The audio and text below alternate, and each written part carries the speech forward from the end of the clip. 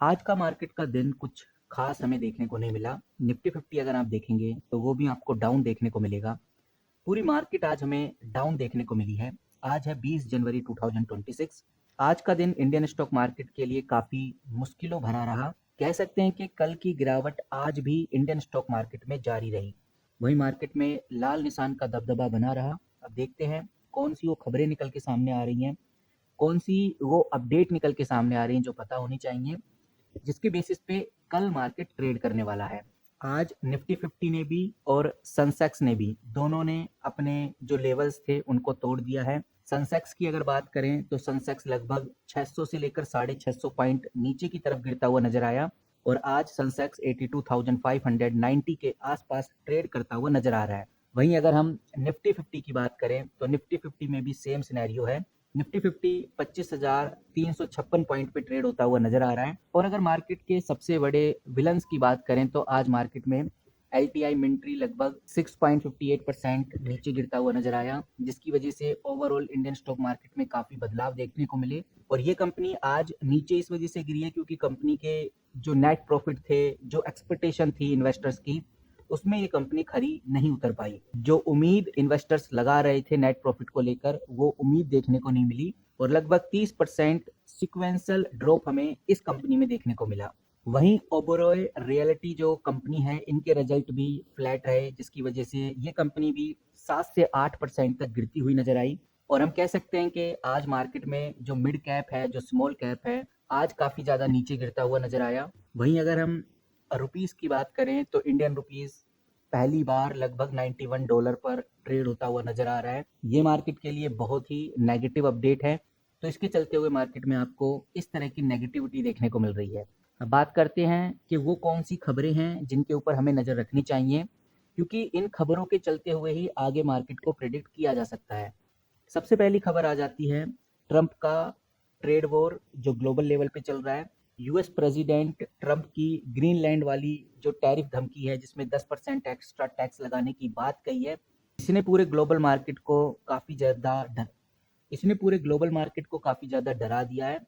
और जब तक यूएस इस बात को लेकर पूरी क्लियरिटी नहीं देता, इन्वेस्टर में ये डर इसी तरह से बना रहेगा। विदेशी इन्वेस्टर्स यानी एफआईआई लगातार अदर अदर मार्केट से पैसा निकाल रहे हैं। सिर्फ जनवरी में ही उन्होंने $3 बिलियन से ज़्यादा सेलिंग कर दी है। और अगर चीज़ें ऐसी ही चलती रहीं तो विदेशी इन्वेस्टर्स बिल्कुल मार्केट खाली कर देंगे, अपना सारा पैसा वो इसी तरह से निकालते रहेंगे। बाकी कॉर्पोरेट अर्निंग की बात करें तो Q3 के रिजल्ट्स चल ही रही हैं और देखने में आ रहा है कि इस बार हालात ऐसे हैं कि किसी भी कंपनी के क्वार्टरली रिजल्ट थोड़े से भी वीक आते हैं तो उस कंपनी के स्टॉक में हमें जबरदस्त डाउनफॉल देखने को मिलता है, जैसे कि आज LTI मिंट्री के साथ हुआ। मल्टीपल इन्वेस्टर्स को किस न्यूज़ का इंतजार है ये समझना जरूरी है। जैसे मैंने आपको बताया कि कल मार्केट क्लोज रही थी, यूएस की मार्केट कल क्लोज थी। आज यूएस की मार्केट फिर से खुलेगी। आज शाम को वॉल स्ट्रीट फिर से खुलने वाला है। तो ट्रंप की टैरिफ न्यूज़ का जो पूरा इम्पैक्ट है, जो पूरा रिएक्शन है, वो हमें आज देखने को मिलेगा। और आज यूएस मार्केट की ग्रोथ या डाउनफॉल से आइडिया लगेगा कि आगे मार्केट कैसा परफॉर्म करेगा, यानी इंडियन मार्केट कैसा परफॉर्म करेगा। तो आज जो रात को यूएस मार्केट जब खुलेगा, इस पे नज़र रखना बहुत ज़रूरी है। बाकी यूनियन बजट अब सिर्फ 11 से 12 दिन बचे हैं। मार्केट अब पूरी तरह से बजट सेंसिटिव हो चुका है। वहीं शैडो फॉक्स आईपीओ को लेकर एक बडिंग हमें देखने को मिल रही है। मार्केट की सुस्ती के बावजूद भी इस आईपीओ के ऊपर बहुत सारे इन्वेस्टर्स की नज़र बनी हुई है। तो ये चीज़ हमें ध्यान रखकर चलनी है। अगर हम ओवरऑल मार्केट के हालात देखें तो समझ में आता है कि इंडियन स्टॉक मार्केट का जो निफ्टी का लेवल है, इसमें जो इंटरमीडिएट सपोर्ट है वो 25,315 रुपीज़ है।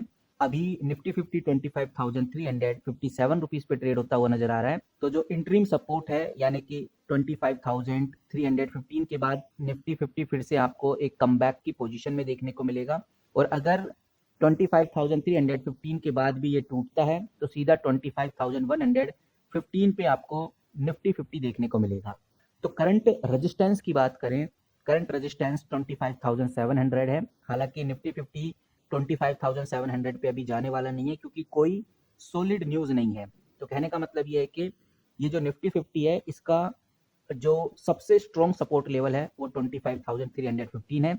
इसके बाद निफ्टी 50 आपको तेजी से ऊपर की तरफ बढ़ता हुआ नजर आएगा।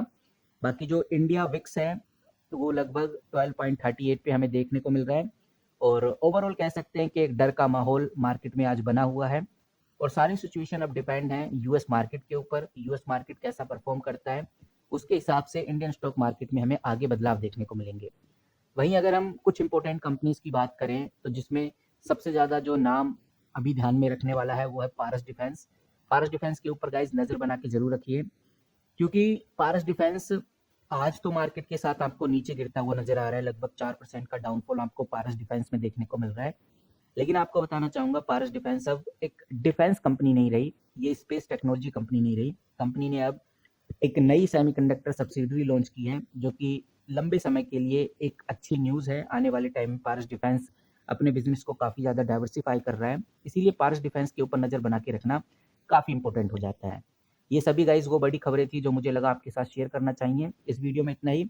जैसी कोई न्यूज़ या अपडेट आती है इंडियन स्टॉक मार्केट को लेकर, कोई भी बड़ी इंटरनेशनल न्यूज़ आती है तो आपके साथ जरूर शेयर करूंगा। चैनल को सब्सक्राइब करके रखिए ताकि आपसे कोई भी अपडेट मिस ना हो सके। मिलते हैं किसी नई वीडियो के साथ, तब तक के लिए take care and good bye.